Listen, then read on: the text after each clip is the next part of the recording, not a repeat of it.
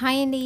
Welcome back to healthy Telugu cooking channel. ఈరోజు మీకు చాలా హెల్తీ అయినటువంటి సంవత్సరానికి ఒక్కసారి మనకి లభించేటటువంటి బోడ కాకరకాయ, దీన్ని ఆ కాకరకాయ అని కూడా పిలుస్తారు. ఇది మనకి చూడటానికి చూడండి మనకి ముళ్ళు ముళ్ళుగా ఉన్నట్లుగా ఉండిద్ది. ఇది మన శరీరానికి చాలా మంచిది.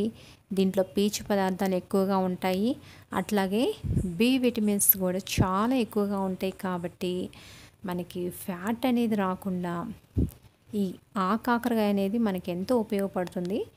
ఈరోజు ఈ కాకరకాయతోటి నేను తక్కువ ఆయిల్ తోటి నేను ఫ్రై అనేది ఏ విధంగా చేయాలో చూపిస్తాను. ఇది హెల్త్కి చాలా మంచిది, చేయటం కూడా చాలా ఈజీగా చేసుకోవచ్చు. ఈ కాకరకాయలు నేను శుభ్రంగా కడిగేసి పైన చెక్కు తీయకుండా లోపల ఇత్తనాలు తీయకుండా నేను ఫ్రై అనేది చేస్తాను. చాలామంది అయితే పైన చెక్కు తీయేసి లోపల ఇత్తనాలు తీయేసి చేస్తారు. అలా చేయటం వల్ల మనకి టేస్ట్ అనేది చాలా వరకు తగ్గిపోతుంది. నేనైతే చెక్కు తీయకుండా ఇత్తనాలు తీయకుండా నేను కట్ చేసి పెట్టుకున్న వాటితోటి నేను ఇప్పుడు ఫ్రైకి కొంచెం ఆయిల్ తీసుకున్నాను. అలాగే పోపు దినుసులు, పచ్చిమిర్చి, కొంచెం కరివేపాకు, అలాగే కొంచెం పసుపు తీసుకొని నేను ఫ్రై చేసుకుంటున్నాను.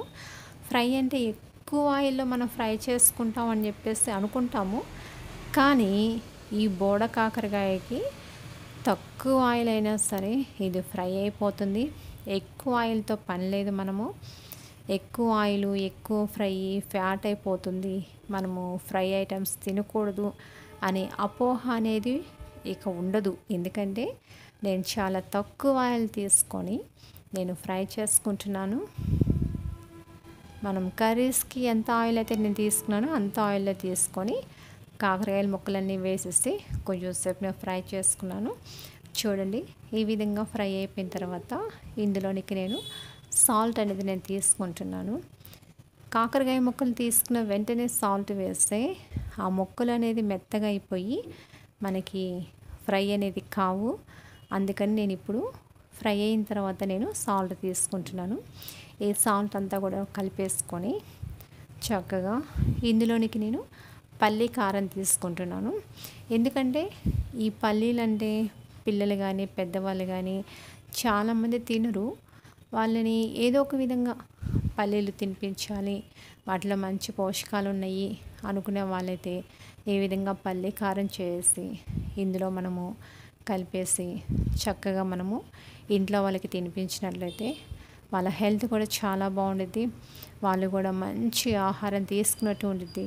బయట ఫుడ్ కంటే కూడా మనం ఇంట్లో ఈ విధంగా మంచి ప్రోటీన్స్, మంచి పోషక పదార్థాలు ఉన్నటువంటి ఇలాంటి ఫ్రై తక్కువ ఆయిల్తో చేసేటటువంటి ఇలాంటి ఫ్రై కనుక మనం పెట్టినట్లయితే ఎలాంటి అనారోగ్య సమస్యలు రావు. చూడండి, ఈ విధంగా అంతా కూడా కలిపేసుకొని మనము ఒక్క 5 నిమిషాలు ఉంచేసి మనం సర్వ్ చేసుకోవచ్చు.